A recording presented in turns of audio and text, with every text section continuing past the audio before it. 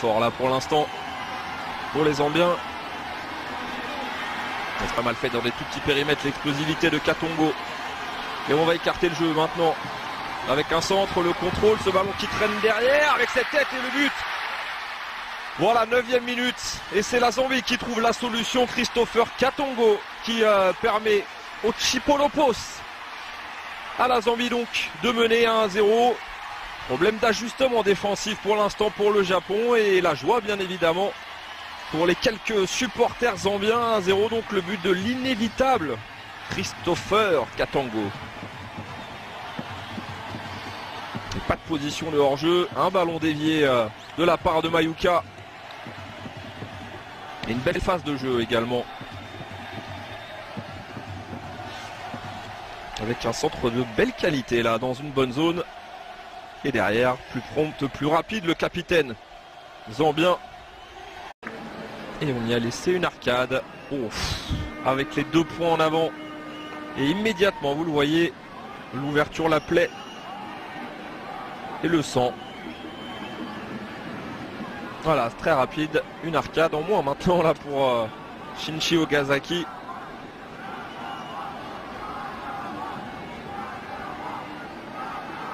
Un joueur de Mayence en Bundesliga.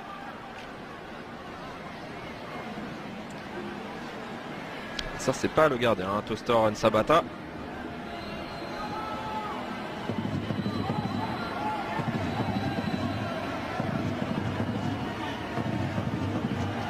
Alors quelle attitude pour Alberto Zaccheroni.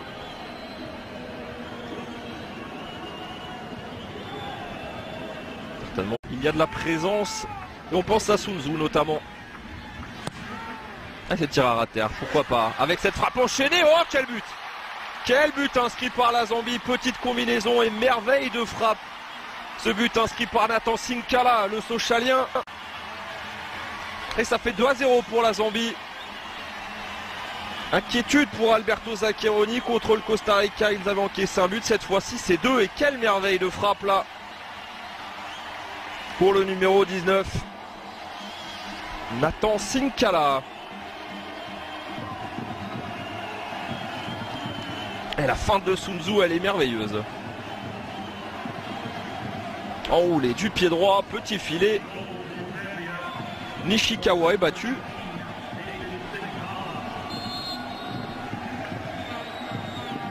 Amico après le succès arraché contre le Costa Rica, bien le court après le score, il n'y a plus qu'un but de retard maintenant. Pénalty pour l'ancien joueur du CSKA Moscou, le capitaine.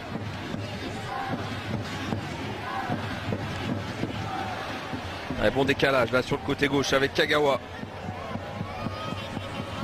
Oh, le centre de Kagawa, centre directement dans les buts. Et l'égalisation du Japon, eh bien dites-moi, c'est poussif. Belle qualité de centre en tout cas de la part de Kagawa. On l'a peu vu, il a été très discret. Finalement, il marque ce but et permet au Japon de revenir à 2 partout. Ça peut paraître cruel pour la Zambie, mais le Japon est de retour.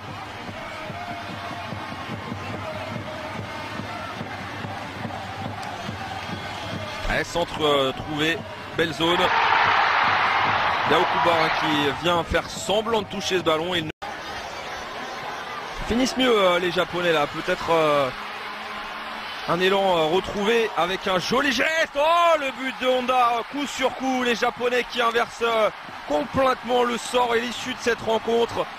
Honda qui vient profiter de la merveille de passe décisive de Morishiga. Et ça fait donc 3-2 maintenant pour les Japonais face à la Zambie.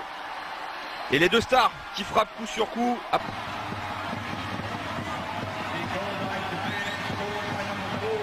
Et ralenti qui a du mal à partir, mais quel travail fait par Masato Morishiga. Ouais, il élimine l'entrant là, Musando.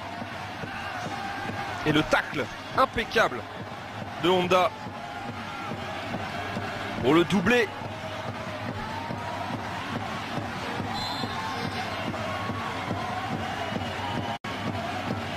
Et bien voilà comment changer le cours d'une rencontre en l'espace de 2 minutes. Il suffit d'un centre tir mal abouti et là le coup de sifflet avec la frappe derrière, elle passera à côté. Coup franc pour la Zambie. Faute de Yamaguchi en tout cas. Un match prolifique en but.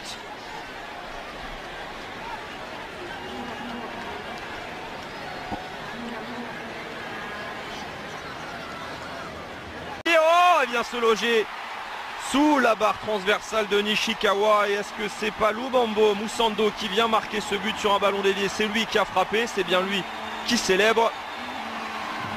Alors ballon dévié hein, effectivement, et qui est venu tromper Shusaku Nishikawa.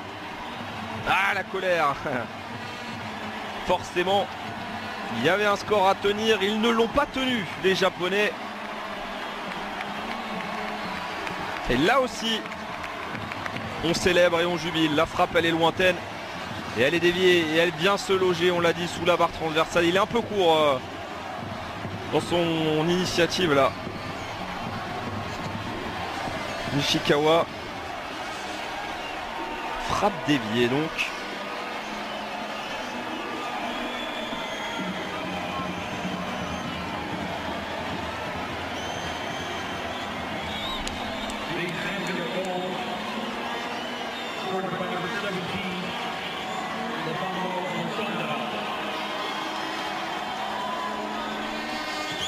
Allez, dernier changement.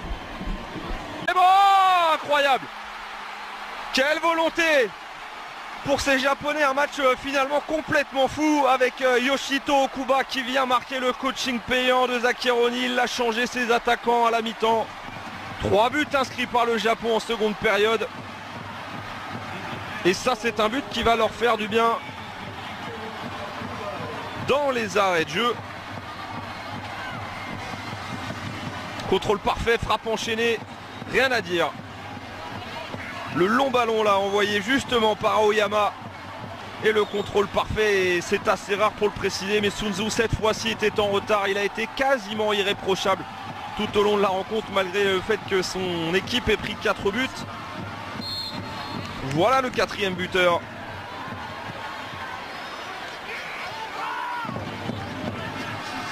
Incroyable cette seconde période.